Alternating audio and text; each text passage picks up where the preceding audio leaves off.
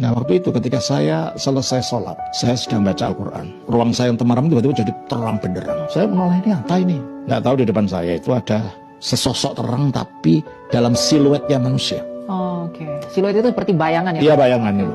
Rambutnya panjang, wajahnya kelihatan kan bersinar wajahnya. Saya jadi lemas. Oke. Badan saya seperti tidak bisa bergerak, tidak bisa berbicara. Saya merasa orang itu berbicara, bukan dengar. Jadi suaranya nggak dengar saya dengan di telinga saya, tapi saya rasa di hati saya. Dalam hati ya? Dalam hati dia dia berbicara. mengatakan, kalau engkau ingin diselamatkan, ikut aku.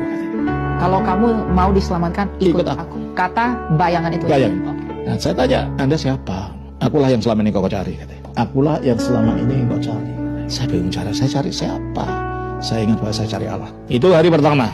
Hari kedua, hal yang sama terjadi lagi. Dia nampak lagi dan dia berbicara ke dalam hati saya lagi. Siluet tadi ya? Iya, siluet tadi. Kalau kamu ingin diselamatkan, ikut aku. Anda siapa? Saya kaget dia menyebutkan akulah Yesus Kristus.